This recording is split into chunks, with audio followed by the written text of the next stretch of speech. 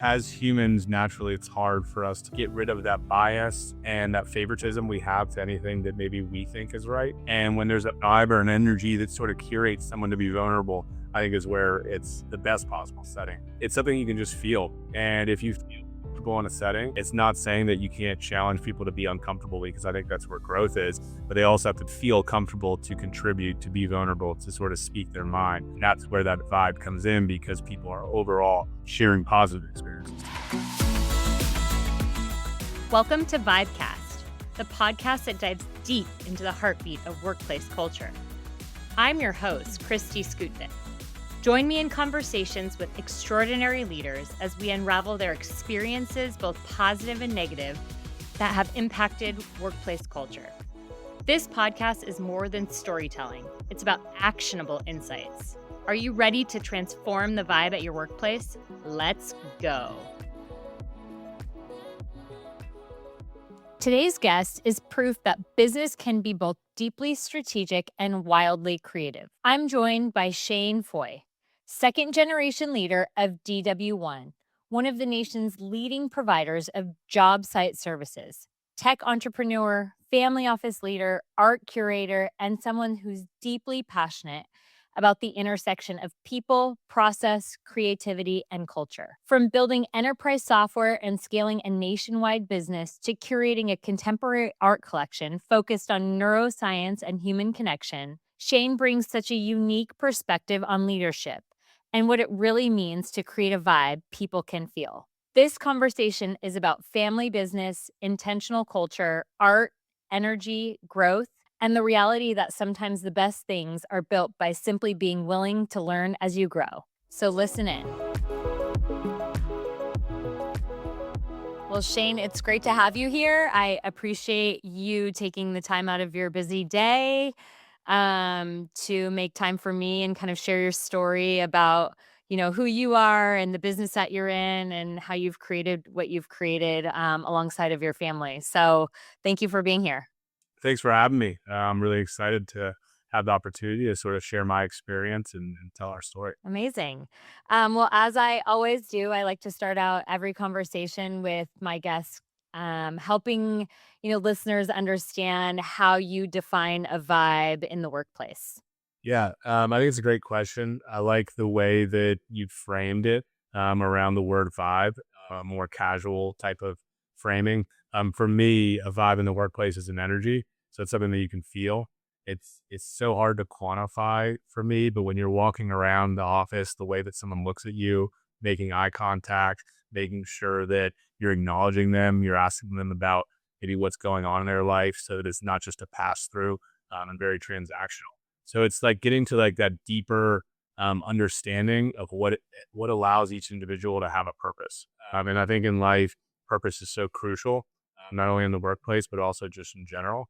And without everyone having a purpose and a vision, it's really hard to create that sort of vibe or that energy where everyone's in a place where when they show up, they're engaged and it's work, but they're excited to be there and they're enjoying sort of that chemistry they have with their team. And there's so many different dynamics and things that can affect how someone feels. And so overall, I think a vibe in the workplace is just an energy. It's a feeling.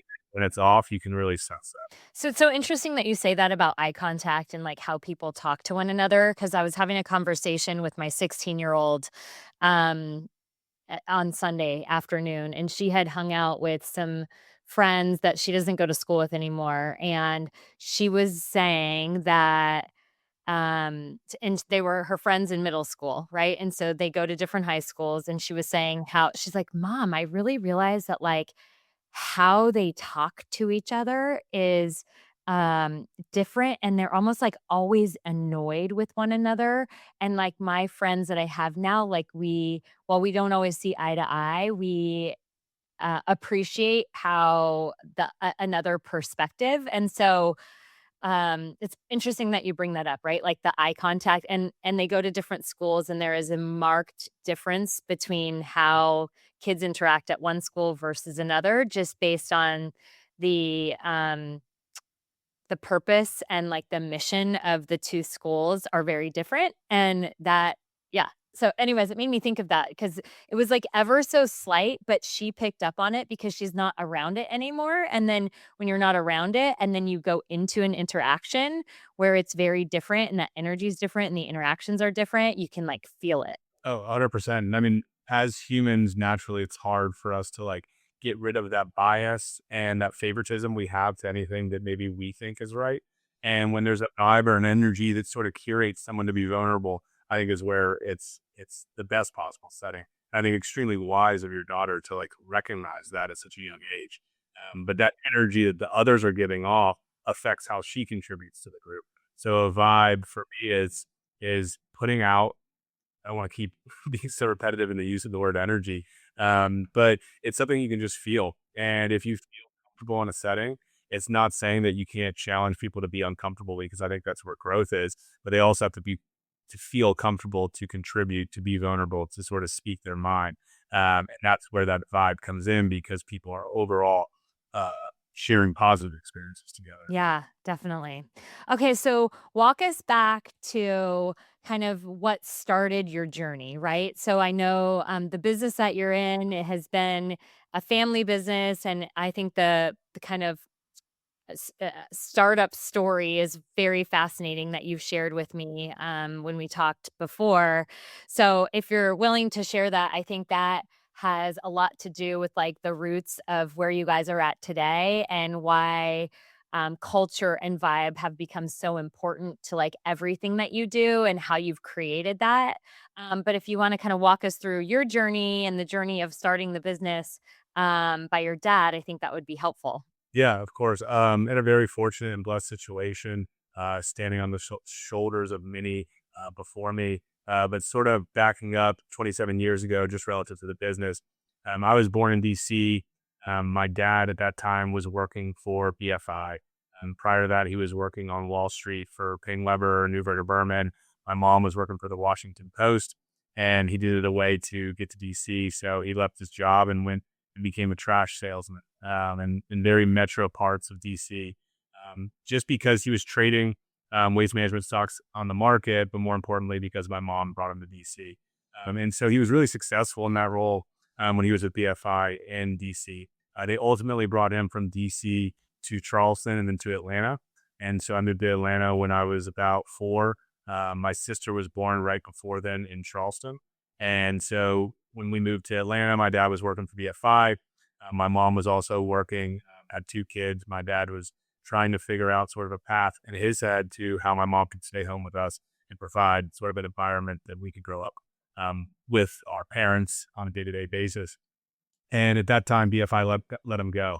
So he was looking to figure out trajectory into how he could make that setting possible, and ended up getting the worst possible news that he had lost his job. Um, Basically, got no severance package, a bunch of debt, no money in his pocket, had no clue what he was going to do.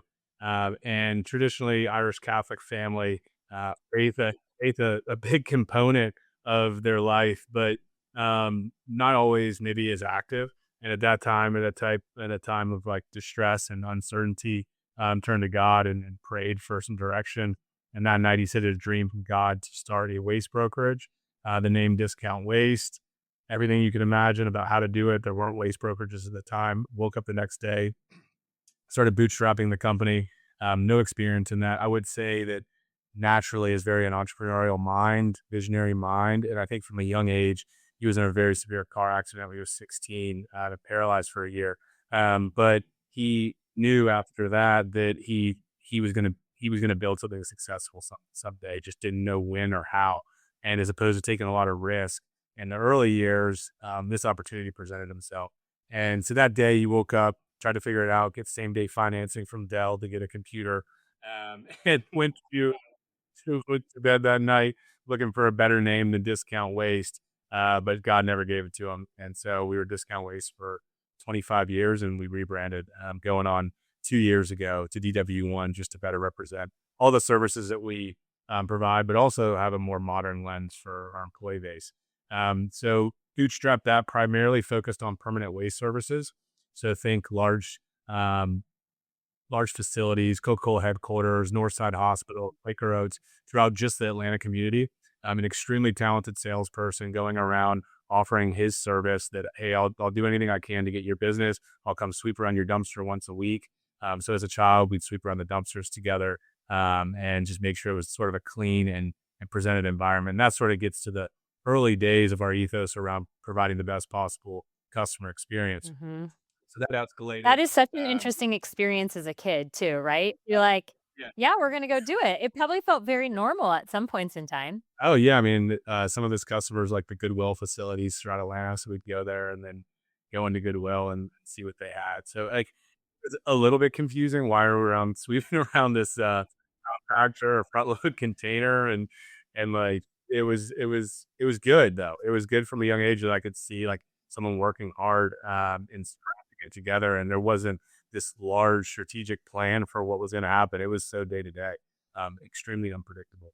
But that escalated. He continued to sell, made a good book of business for himself, focused on the permanent waste services. There really wasn't many brokers like that at the time, and he was basically consolidating all of that through Waste Management. Became Waste Management's biggest client, the Atlanta market, and really where it started to get to where we are today as a general contractor, asked us to do a roll-off dumpster at a Home Depot Expo remodel. And so the roll-off business is a lot different than your permanent waste side. Permanent waste side's a multi-year agreement, relatively low touch, relative. You sign a 2-3 year agreement every Tuesday, Thursday. We're going to come service your compactors or front load containers at this facility. And there's some issues that sometimes arise with that. But on the roll-off side, it's a lot more unpredictable. It's ad hoc.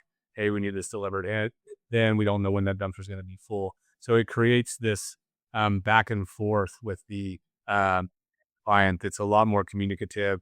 It's much more high touch. It requires a lot more customer service, and that ended up scaling to what I would say is the first and largest garbage or waste brokerage in the U.S., primarily serving general contractors. So during those early years, some other permanent waste brokers came out of the space, and we really saw a need there. And my dad was hesitant at that time to get into that space because he was used to the multi-year agreements that he had at BFI.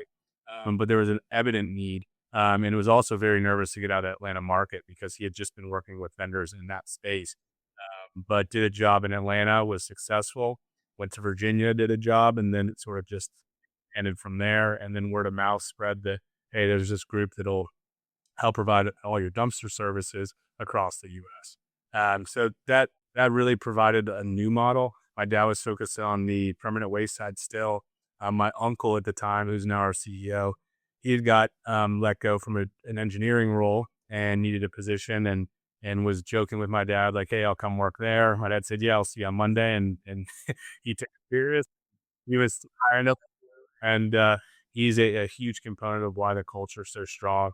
And an additional story we can sort of get down where a company I think needs a visionary and needs an operator. When you just have one, there's just a moment in time where you need that sort of cross pollinating thinking. But that continued to expand during the recession. We had some additional needs to grow the business, and all of our clientele was saying, "Hey, you do dumpsters so good for us. Can you do toilets? Can you do storage containers? Can you do all these other things?" My dad extremely hesitant, just because he was a waste guy, and that's what he knew, and didn't want to get away from that. But during a recession, you needed additional revenue streams. And sort of back up prior to that, that's around the recession we had our own office, but before then we had about 6 employees in our house at the time. And so when I'd come home from school in elementary school, my uncle would be in my mom's office, someone else was in my bedroom, someone else was on the rocking chair down the basement, someone on the patio. And so it was a unique way to grow up.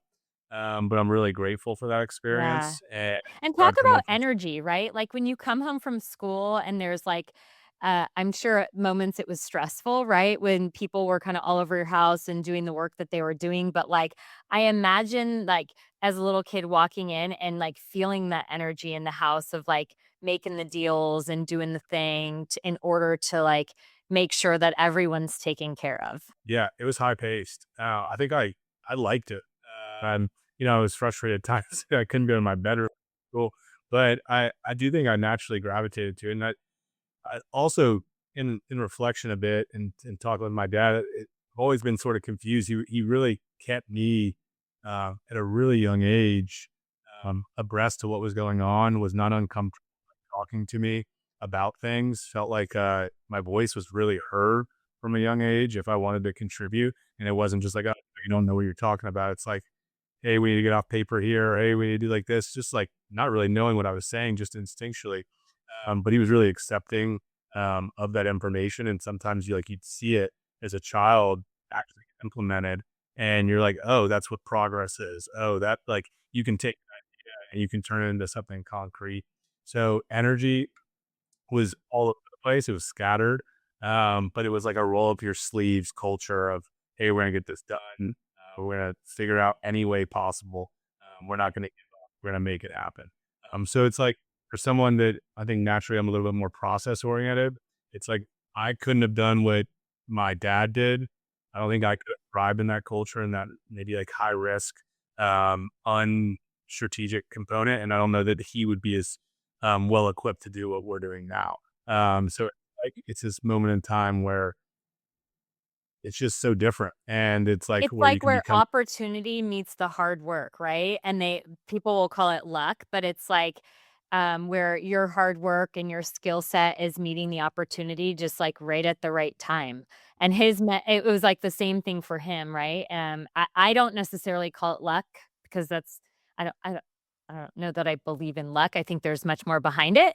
Um, but that's what it sounds like it is, right? And your uncle maybe lost his job just at the right time in order to come in and kind of cultivate that vibe and the people and the energy. Because without the people, you can't do the work and you can't get the business, right? So Yeah, and I mean it was a my dad's a visionary entrepreneur. He's not an operator. So those other 5 people that were in the house were having to sort of figure it out and bootstrap themselves. There was no handbook, no, hey, you do it this way. Besides, there is a right way to do certain things. There's the paper clips to be this way. Everything needs to be organized. So it was a little tense. I mean, to be honest, but I don't know. I just hadn't thought about it a ton, but I definitely feel like I gravitated to it and enjoyed aspects of it.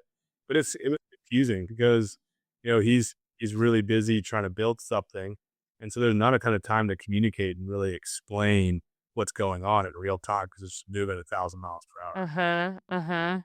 So fast forward to kind of today, or maybe not today, but take us back to like when you really started to get involved in the business, because I think that's a really interesting story about like your research around the family office and all of that and integrating some of these other components into what you guys had started to build, what you and your dad and your uncle and others had started to build, and then you coming into the business and kind of building upon that. Yeah, of course. I mean, as mentioned, felt like I was always included and involved in the business from as early as I can remember.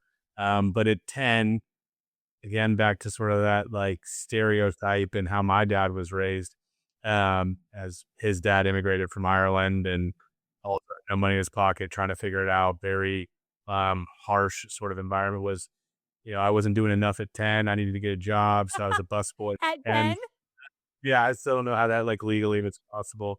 Basano's Pizzeria, next to popular high school here and there. Yeah.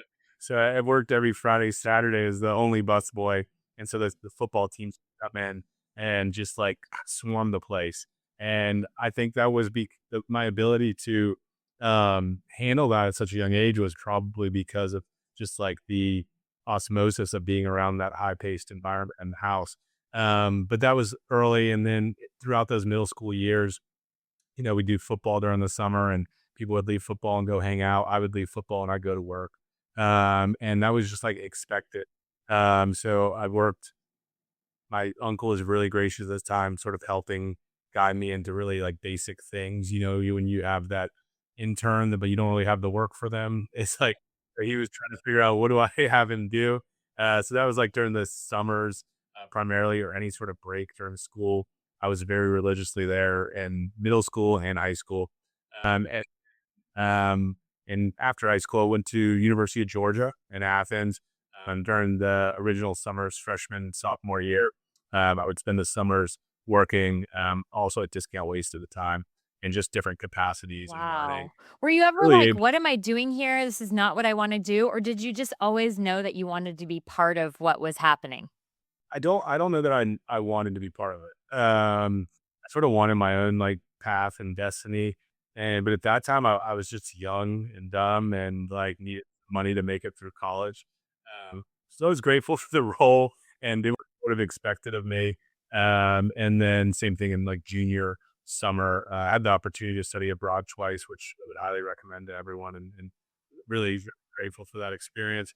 But then post college, um, sort of was baited in, to be honest. The character, my dad always had this dream, or this vision of me being involved in the business, unspoken but expected. And he thought for him, I believe this, that it was the best thing for me. That time when you're 21, just because someone else thinks that's the best thing for you, you certainly don't believe that. So You don't, like, I have didn't the wisdom or foresight to see why, right? You're like, "No, I'm gonna go do my own thing. It's gonna be great."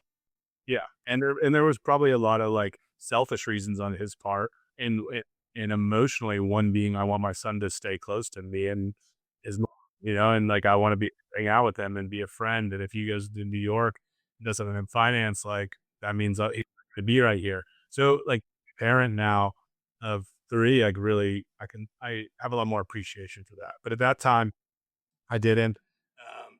And I didn't really know what I was going to do. I would say I was floundering a bit, and was probably going to do. I had a lot of interest in something in finance or real estate, but my dad sort of used this software. So we run a software for 15 years, and we really needed a new software. And so I was communicated to that basically we had built our own ERP. It was called Waste Applications. I was going to help lead that and then sell it as a SaaS platform across the US to our vendor partners, so primarily garbage haulers. Um, Agreed to that. Felt like it was something that was its own, that I could make my own. That something, also the company at that time, I guess 17 plus years, at 15 years in, and there was a lot of key associates, key people. It's like, where do I fit in that mix? And had been so involved from middle school, high school, it gotten to know those people pretty well. And so wasn't trying to step on any toes by any means either. So that was like something that could be my own avenue. But That's a didn't know really anything about. interesting dynamic too, because 'cause you're, like, the founder's son, you're pretty young, you're involved, you know these people. I'm sure there were others who were maybe vying for that role, right? Or had goals and desires. So how did you manage through that dynamic? That I think so I didn't, and at that age, didn't have to, because that's sort of like the software side, that was like, basically there was nothing there, and so it was like an incubator. It was like they essentially was a startup, and so no one else was looking for that role, or were they equipped to, uh, do that? Not that I was. Uh, but, ultimately, one of my dad's friends who has a lot of experience in the enterprise software space, myself and him, that was Waste Applications, that was born right before, I graduated, and then was told the software was done and we were gonna sell it, but really came in and realized there wasn't a software yet.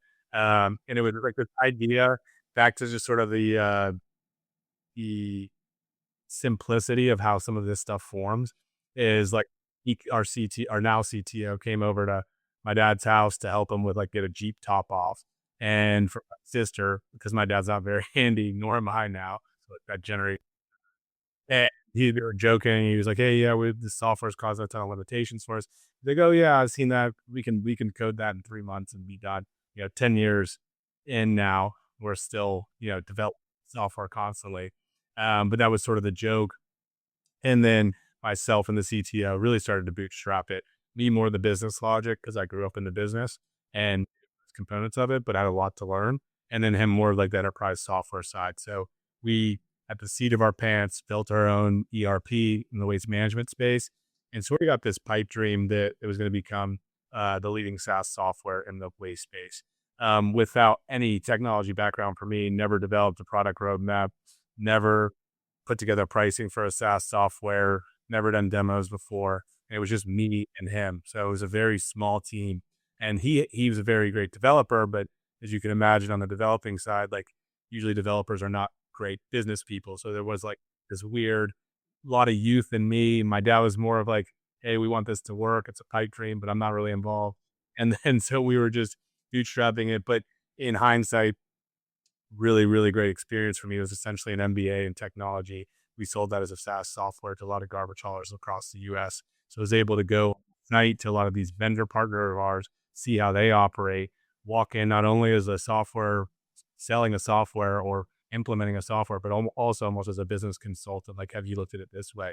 It was a really amazing experience, because you get to go into these mom and pops, you get to see how they're running things, they're making great money for themselves, they're doing well, but they maybe don't have all the data points to really understand what they're doing. They're just jumping in the truck and hustling and working really hard, making something for their family. So we did that for many years, got some patents in the waste management space around landfills and smart contracts and automating landfills and transfer stations. But about 6 years ago, yeah, I guess now, really started to think of like, all right, our primary goal was to get off a legacy software of 15 years for our family business, our core business. And we're trying to serve two masters. We're trying to build a SaaS software for our vendor partners and trying to build a software for ourselves. And there's a lot of like crossover between what a broker and a garbage hauler does. There's a lot of difference as well. We don't own our assets, whereas a garbage hauler does. We don't need routing optimization, whereas a garbage hauler does. So we would maybe spend our time and investment in things that weren't benefiting the core business. And so really tried to position like this is a great idea, but our original goal and objective has basically been diluted and we haven't been able to fulfill that because we're chasing this other thing. So let's try to back up, think about how we can do this professionally, build out a real true development team and do it to the purpose of DW1's long-term growth. And so when we did this 10 years ago, you know, everything is cloud based now for the most part, but 10 years ago it wasn't. So from day one, we built that, always have been in Azure, Microsoft Azure, have always things relatively bleeding edge. And so that's really now fast forward, we 5 years ago basically fully transformed DW1 from being on our legacy software 15 years to our own proprietary software. And now we have a team about 9 on the development team here full time in our office. UI UX designer, 2 front end developers, front end developer, product manager, QA, UI UX, CTO, Power BI developer, IT. So a full team, really professionally done, and that's a huge investment Mhm. into what we think is important technology. And how did you, from a people standpoint, when you guys decided, "Yeah, we're kind of serving two masters, this isn't serving us well," how did you then pull back? Because I'm pull back and then kind of reroute people's mindset around what you were going to focus on, right? Because I imagine there were some people that were super excited about this SaaS platform and what you were doing. And I mean, if you go back 10 years, like that was probably really exciting to some people who might not have been as excited on the other side of it, right? On the brokerage side of it. Yeah, interestingly, there was like some friction with the core business and with what Jason and I, our CTO, were doing because the core business and the people that I'd known for most of my life and that were running the core business were having limitations with this legacy software. And it was causing their day to day to not be as positive as it could be. And so this friction started to develop. Like, I get there's this idea that you want to sell it to vendor partners, but hey, what about us? Aren't we your people? And it very, very understandingly. And then on the other side of the people we were selling the SaaS software to, um, we hadn't really proven its model yet. Like we had gotten clients on because there was a need, and we were running with that. And I think it could have gone in a great direction. But what was more important to me at the time was fulfilling the needs of our core team member, you won. And so really that shift was with open arms, I think from the DW1 team, and then for people we were selling the software to, it didn't feel it was understood. It just had to shift direction. And I mean, when we were selling the software, because we were selling to our vendor partners, a lot of them would say, "Look, we love your vision. We love what you guys are doing. The technology makes a lot of sense. There's an obvious gap in the market, but why are you not on the software? I mean, wasn't that your original goal? Like, if Discount Ways gets on the software, that's going to give us a lot more positivity around wanting to partner with I mean, you that's a than, valid question. yeah. So, I mean, of course. And so that really just led itself naturally to transition. And at the same time, I'm thinking like I've grown up in this business. I love aspects of it. I love the people that are here. And do I want to continue to live out this vision that's really not mine in the SaaS software? It's more our CTO and my dad's. Or do I want to back up, reposition things, think through how I can be effective in the core business to help inspire and engage all the current team members and grow that. So it was like, we already have this great thing. Why are we trying to make something up? And why are we allowing this great thing that we love and care for so much to be impacted negatively because we're chasing a dream?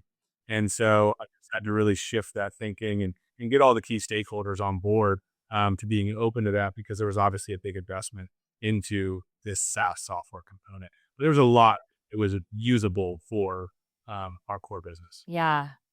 Okay, so you have said a few times that you're very process oriented, right? But you also like, I can see your visionary thinking also alongside of it. And that's a pretty unique quality of like, I can see the future and I can back into this and say, hey, we need to create like an infrastructure or a process to make sure that we can carry out our vision. So it's like bridging the gap almost between like your dad and your uncle.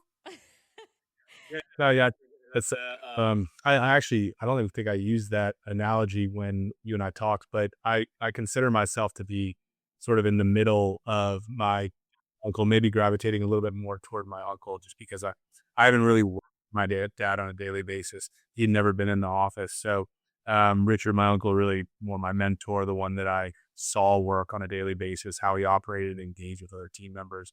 And then I credit a lot of the process orientation to the software. And like you can have these great ideas and ideas are not an issue, but it's how do you fulfill that idea? And to have this, you know, product or potential thing you can do in the software, you have to have many steps to get there. Or spin your wheels and you're going to always scope creep and you're always going to try to think, oh, no, it needs to be done this way. So I think that really was a great sort of MBA into how do I think building things because I don't think I've had an issue of sort of thinking of what can we build. It's just how do we get there. And I think the software really allowed me to think through the how to component of it. And now I'm obsessed with structure. I'm obsessed with governance. I'm obsessed, and I just think it's so important for scalability. Yeah. So what was kind of the defining moment in your life where you realized like that obsession or that importance of that governance and that kind of that infrastructure and getting that into place? I know when you and I spoke before, you had mentioned um like working with family and understanding like that you need to put some structure in place in order for it to like function well. So maybe you can talk a little bit more about that and then how that translated to connecting well with people and having good relationships and maintaining like the same energy within, you know, your family dynamic and within the corporate structure. Yeah, I mean, if I were to like pinpoint one thing that really changed who I am is having our first child, and so even during that time of the SaaS software, I think I was reliant. I wasn't putting myself in an uncomfortable situation. Was sort of just your typical second generation family member that was in the business and wasn't really making something of their opportunity. And so when we had our first child during COVID, so 2020, really not that long ago, I mean, everything started to switch for me. So I think this is a combination of, all right, I had moved away from, I don't have to be what everyone's telling me. I don't have to sell this software. There's more to it. I can make something special and I can believe in my training and thinking and really push that, not agenda, but if I have a vision in something, I need to communicate that, think it through and be thoughtful. So when we had our first child, that really was the biggest um, sort of mark in my life and changing. And I just naturally became a lot more mature. I think from that 21 to 27 age was just sort of coasting. And had some success along that way, but was not fulfilling my potential. And so having our first child really started to make me think through, all right, if this is what I want to do, this is my moment to either really make the best of it. And how do I do that? I need to learn. And I can't act like I know everything. And that's a challenge to overcome, to think that like you just can't naturally solve every problem. And so it let me try to think through, all right, there's some family challenges, just like any family, and we need to be vulnerable and open about it if we want to learn from it. So it really led me down to the family office community to try to understand and really deep dive into how have a lot of these other families made it to the fifth, sixth generation. Because statistically, for us to make that gap between G1 to G2, it's the statistics are strongly against us. And then the statistics of if we even make that transition, and that succession works properly and we still get along, the statistics are even worse there. And so for me, like, um, how do we put together enough structure and governance in a way that we put the family dynamics first, and then the company will ultimately be able to be successful, not because of that, but it'll ultimately help and reduce its risk curve. So that really led to me talking to probably 200, 300 different family offices, all of which were either the CIOs, the family members themselves, to really just hear their story, going in with absolutely no agenda, being transparent, and the fact that I don't know anything about this community and what a family office is, why I'm even really exploring this is just to learn and to hear your story. And when you hear all those stories, you pick pieces of it, and each of them, a lot of these family offices have businesses themselves. And so to hear their story and to hear what worked, but more importantly to what didn't work, really was where I started to be able to like formulate in my head this process of what needed to happen. And that led me to some serious challenges trying to communicate, not really being able to articulate what I thought was needed, but just having like this intuitive feeling, knowing that change had to happen. And I think it needed to start with the family. So as opposed to starting with the business and saying, all right, how can I have a purpose in this business outside of just the software? The software really awarded me the opportunity within the business to understand every department within the organization, because when you're building a software, you really got to know the requirements, and you got to talk to the users, and you got to really fully understand it. So I felt like I had a decent understanding of the overall organization and the pulse of it. But when we talk about my family, is like my dad and I's visions weren't aligned. We weren't being able to talk through that. We didn't have a childhood, neither of us. It was grown on like communicating, talking through things. So I wanted to understand, how can we build this form or central place for our family to be aligned in where we're going, so that then I didn't have to spend a lot of bandwidth or time thinking through family dynamic challenges. And I knew that that was sorted. So would be really proactive. Ultimately, that led us to creating sort of this family council. That family council in 2024, we worked with a multifamily office group out of Atlanta to help with bill pay, bookkeeping, help sort of show what best in class look like. But all of that sort of, I look at a family office as sort of art and science, and the science being more your investment side, your typical bill pay, bookkeeping, the financial component, and the art side being the relationships, the soft side of everything. And what I saw from talking to 200, 300 plus people was that there was this about 99% of the time only focus on in the beginning years on the science or the money part.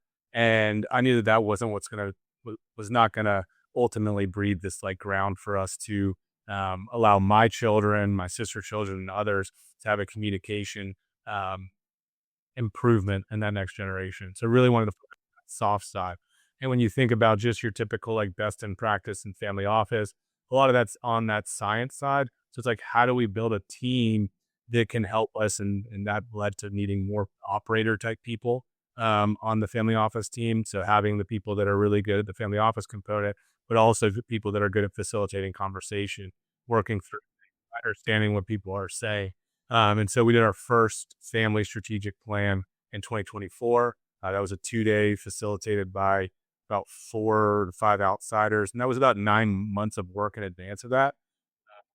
Did that. Talk about an investment of time, money, resources, just like, intention, I guess you could Yeah. say, right? Yeah. A lot of intentionality to it. And that's where like that process component comes in, is like, there's a lot of steps to get to where you want to be.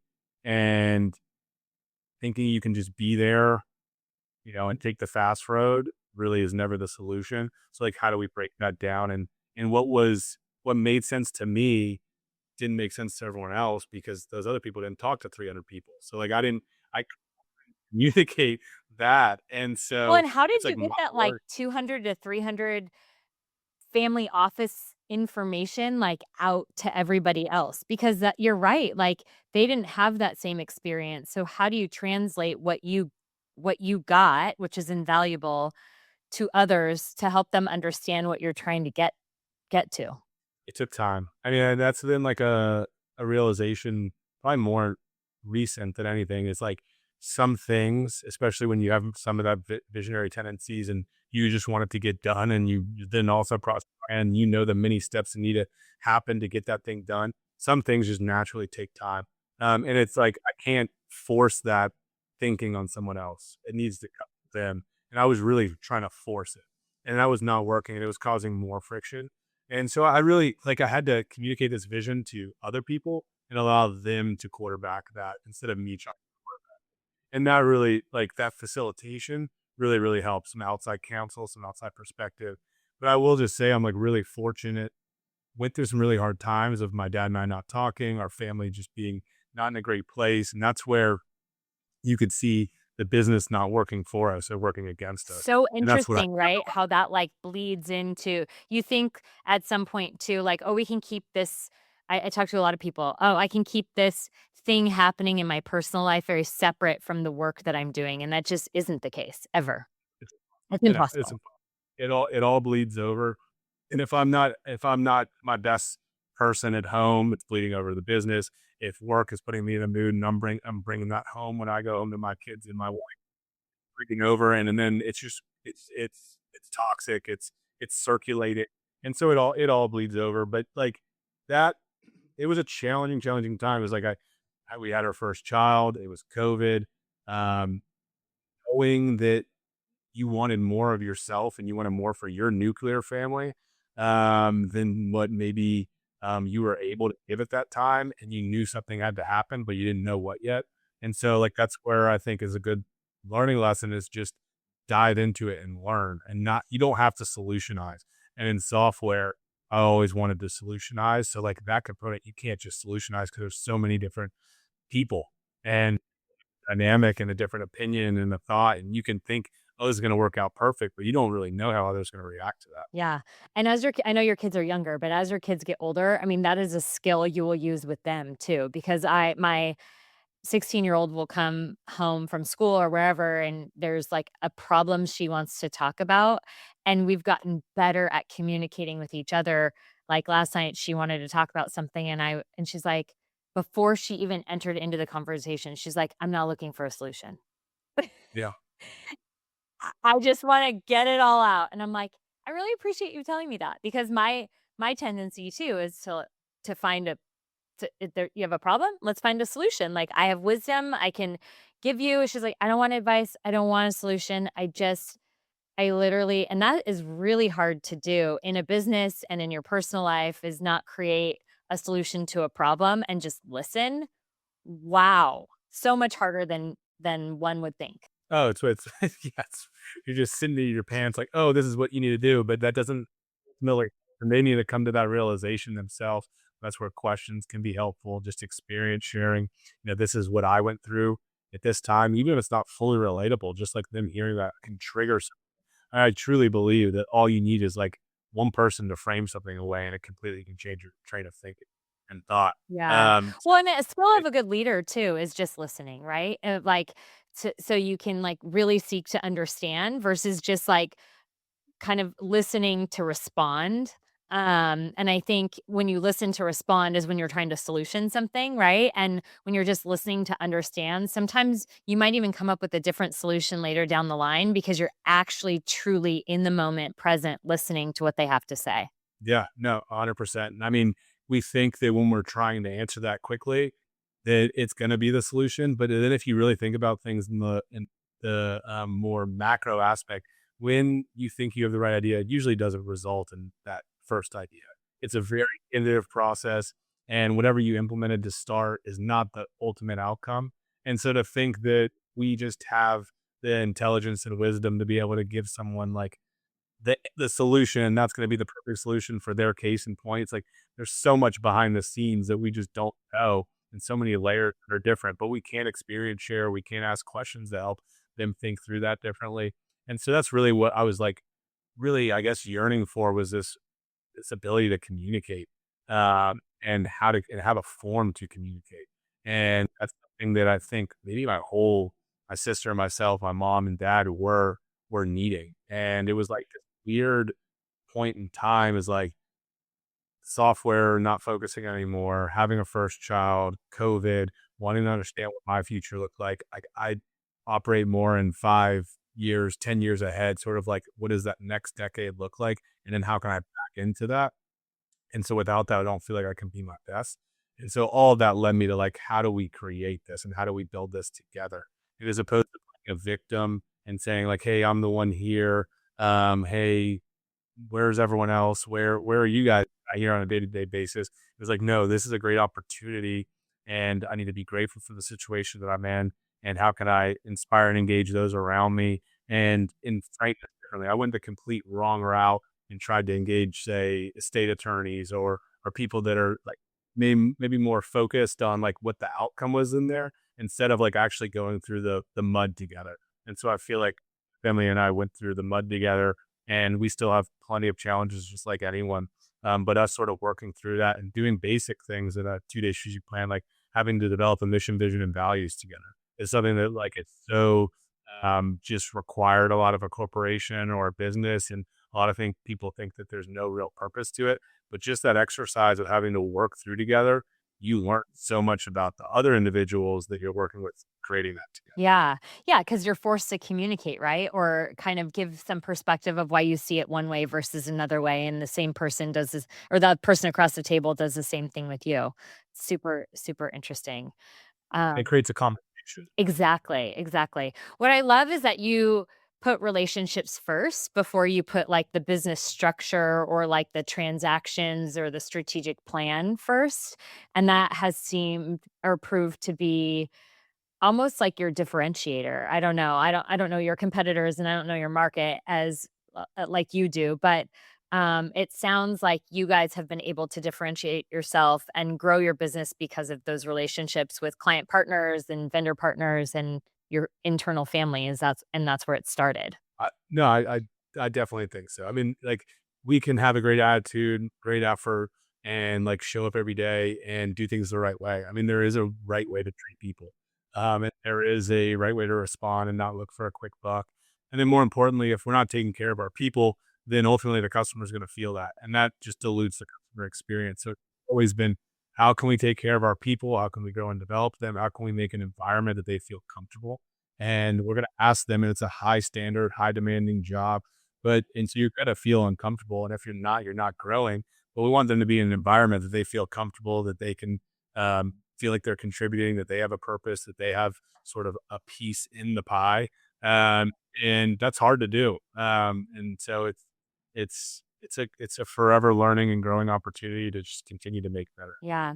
So there's this last piece I wanna make sure that we talk about because it was so fascinating to me when you and I were speaking before, is this idea of, like, incorporating people and art and what that's done for your business and how you kinda came to that realization that you talked a little bit before about, like, the art and the science of a family office, right? And I think that that kinda translates to physical art too. So maybe briefly kinda share how that like neuroscience and art, so the people and the creative have kinda come together and what it's done for the culture and vibe of your organization. Yeah, of course. It's been another fascinating journey for us. So it's like I always had an interest in architecture, design, very detail oriented. I didn't know how to tap into that like creative side during my early years, like with drawing class, and just naturally like gravitated to unique things, but didn't know really how to tap into that. So post college, I wanted to go to Miami for the party for our Basel, and so convinced my parents to go, and we went down there and, heard it was one of the cooler places to be, and it certainly was. But we acquired a couple pieces of art, contemporary works on canvas, and didn't really know what we were doing. I mean, still don't. But really enjoyed it and got to like hear where the artist's head was at during that moment in time when they were making the work, what was going on in their life, what troubles were they going through, how they overcame them. And so really like was able to learn a little bit more about the art community. We brought those works back from Miami to our office at the time, our headquarters, and installed them. And we had a relatively younger demographic. And what I really enjoyed in it was seeing like this unfiltered, unbiased, completely like unscathed opinion of what they're seeing. They don't know the price of it. They don't know anything about the artist. They're just like, what are their raw emotions that they're seeing when they see this work? And so each time we bring in new work, it became sort of this ordeal that as we were uncrating it, all the team members would walk around and say what they thought about it. And so it made it really fun. And there was another component of it that was like, I think my dad, in hindsight, really leaned into this because he wanted something that was like this bonding opportunity with his son. I think he enjoys the art, but it was really for him. I think it was just like bonding opportunity to do something with me when he recognized that I really loved it, and so he like, and it was like, especially in the early days, that I'm really grateful for. Is like this father son journey together of figuring out something that neither of us really knew anything about, nor were trying to act like we did. And what is unique about how that ties into the company is really relationship based. And in those early days, it's like artist driven. You're getting to hear from those artists. So like you're building friendships and not only like acquiring, it's not transactional. And you end up like engaging with these artists, seeing them buy their first home, bringing them to the UGA National Championship in LA. And like I go to Miami every year following, it's my birthday week and celebrate with those artists and enjoy it. And so that really started to spiral. Um, and as we were putting those pieces up through the office, the white walls became a lot more barren. It was like clear, like something was missing, at least for me. And so started to like even this concept of how arts can have a subconscious effect on the mind. And Woodruff Arts Center here in Atlanta, the governing board of the high, um, is really leaning into this idea of neuro arts and like what art does to your brain, even when you don't realize it. And so we continue to lean in that thesis, but even expanded on it a little bit more of like the crossroads of arts and business, and then how neuroscience sort of meets that, or how business meets the crossroads of art and neuroscience, really, and how extremely strategic, extremely tactile, have the perfect plan, or follow best practices, or whatever this consultant says, or whatever every business is currently doing. And you could have this strategic business oriented lens, but if you don't think creatively, if you don't color outside the lines sometime, if you're not open to learn and do things differently and on different mediums, I think you're really limiting yourself for growth. And then also just not from a business perspective, I think you're just limiting yourself personally, spiritually. And so since then, have really continued to acquire works, and now we have a collection of about 150 plus large contemporary art pieces, primarily in our office collection. We have some in homes as well, and we branded that Sealed Collection. So our family business was founded off of Seal Lane in Alpharetta, Georgia, and so always trying to have like these little small components that sort of tell a story. And then it's the combination of it being founded on Seal Lane and the collection always being sealed, so we don't have any intention of selling it. We want to keep it either in the family, donate it, have museums exhibit the works. Right now, about 120 of those are in our office collection here. And I just think that it really creates this like growth mindset for individuals. And you leave a meeting in a conference room and you look at a work subconsciously, and I think it has an effect on you as opposed to just looking at a barren wall. Um, so I really have leaned into that, enjoy it. Have gotten extremely involved in the arts community. We acquired 2 to 3 works a quarter. And it's become it's hard because in those early years it was didn't know what you're doing, and then over 10 years you get more data and more information. You get more snobby. Your taste change, like and it's hard to like to have what that original relationship focus was, not become transactional and buying work by PDF and not understanding what the artist was thinking at that time. So really trying to like walk this tightrope of we're not in this for the investment component of the art, which is what we're doing. And but we also want to acquire works that maybe appreciate with us, not really in value, but like we get to see that artist's story. So we primarily collect mid-career artists, even emerging artists for the office collection that are more of my contemporaries. That would be the harder to access artists in the world in that space, that have representation already. Not really like there's an investment component of it, but really, really small component. And it's more of like if you invest in someone and then they stop making work in 10 years, as opposed to you invest in the emerging mid-career artists that are on this trajectory, you get to like ride that wave with them. Yeah. Just like fun journey. But I think it's really unintentionally led to some significant business relationships. And it's developed this like mystique for people, I think, because artists are mystifying and sort of been through this journey and can tell a story of like, look, we had no clue what we were doing. We just dove into something because we were interested. We were willing to learn. We wanted to meet new people. And then along the way, yeah, we've learned a bunch and we professionalized aspects of it. We work with advisors that are much more experienced in the space than us. And we stay present and current in it, but willing to talk and learn from anyone. So it's like long term, I think it'll be really fascinating to show moments in time of our family's life where our head was at. So, in the early year, we were acquiring these type of works, then we went to acquiring faces, then went really abstract. So I want it to be like this multi-decade story and have some sort of relative crossroads to the business. So like this is where U1 was going through this time type of growth change and all the art changed the style. I just think it could naturally, without an agenda, without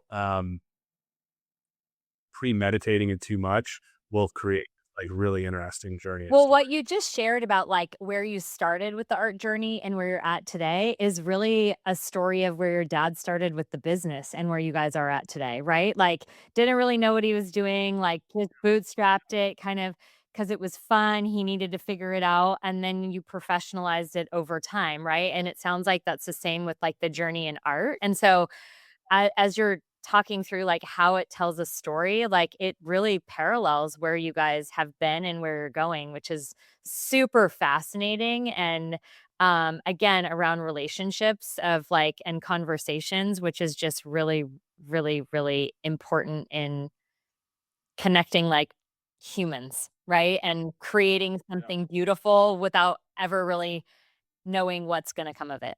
No, that's an incredible comparison. It's like there's a lot of underlying things that are the same in both of those journeys from the beginning. But in the company, we went from a broker of permanent waste services to now today, we truly do anything you can imagine on a construction site for, primarily for general contractors, restoration companies, big box retailers. So it went from this just permanent waste arm to doing dumpsters, toilets, storage containers, moving fencing at a large scale. Normally when the logistical challenge of it's pretty heavy. So say it's 100 target remodels across the US and at each site, they need 10 plus services. It becomes pretty complex to source and manage all of that at a high level. And they're very fast moving, fast and very like speedy jobs. Time is really sensitive. If someone drops the ball, it's going to make a big impact on a low margin space. And similar to our journey, it's like it's changed so much, uh, and the foundation of both aspects have really allowed us, from the business perspective, to not lose our culture and to only focus on strategy, and then from the art side, to not lose like that relational component when it becomes really transactional, all about access, having to build this um, repertoire like interests. So Yeah, yeah, who knows? One day, one of your kids might be running a museum with all your art pieces. I mean, you never know. I don't. Yeah, maybe. We'll see what happens. They'll probably sell it all and go do. Hopefully they don't. We'll see. It is fun when they come to the office though, and like that's a it provides me a lot of joy when they come, run around. They know where the snack closet is.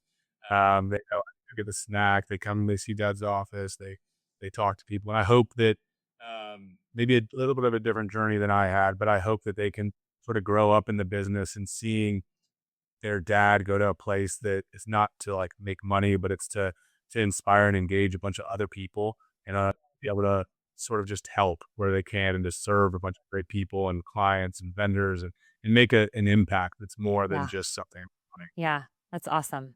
Okay, and on that note, I want to hear from you. If somebody listening could take just one piece of advice or one thing that they can go do next, because I'm a big believer of just like that 1%, right? Like, don't overwhelm yourself by feeling like you have to go buy a bunch of art for your house or for your office or, do all of these things because there is some organic happenings that go on in order to create what you guys have created, right? So, but if somebody listening could just go do one thing next, what would that one thing be that you suggest they go do that doesn't require a ton of money, doesn't require approval from a bunch of people? They can just go take action. Yeah. I I'll explain on both avenues, art and business, but I think intentionality, and to really think through things and things that don't have to cost money. So, like in the business, spending 15 minutes with each of your team members and just talking to them and understanding them better things are going to come out that help contribute to the strategy of the business. You're also going to know those individuals better so that when you have your next performance review, you understand them on a more personal level. So I think just like intentionality around where you want to be, how you're going to get there, and talking it through, and really just like being willing to learn. Uh, and if you're not willing to learn, I think you're just you're putting yourself in a position to be stagnant and to ultimately fail. So intentionality and a willingness to learn. Similarly, if of interest to get involved in the arts is just to take a step to where you feel called to. It's like, again, intentionality can exist, or in that scenario, just sort of let your heart speak for you, and gravitate to what calls, and then go from there. And if you enjoy it, if you're passionate about it, I think success will be on the other side of that. Amazing. Well, thank you so, so, so much for spending the time with me today and sharing your story and kind of all the components that go into building what you guys have built and will continue to build, because the depth of what you have is significant and really important for others to hear, to keep themselves encouraged and keeping themselves,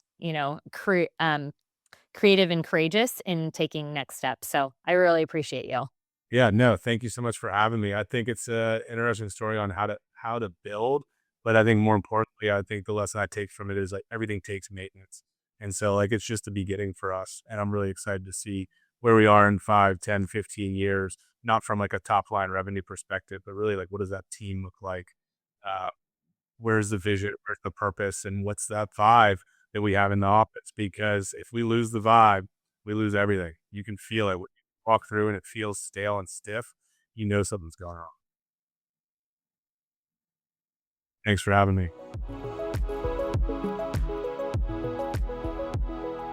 What a fun conversation with Shane, and a great reminder that businesses are built the same way people are, through relationships, intention, creativity, and a whole lot of figuring it out as you go.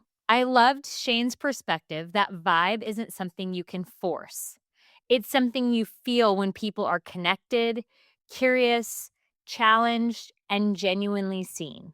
And maybe my favorite part of this conversation was the intersection of art, neuroscience, and leadership. This idea that spaces we create, the energy around us, and even the things hanging on our walls can quietly shape how we think, feel, collaborate, and grow.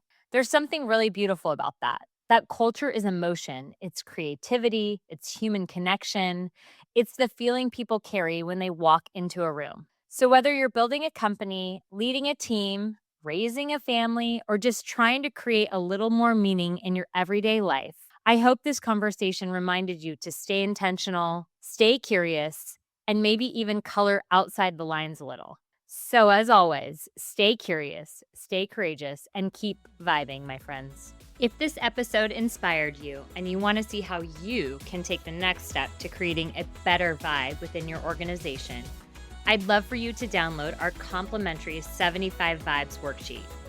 This is a simple tool to create a habit and mindset around creating great vibes in work and life. The best part, it's simple and it works.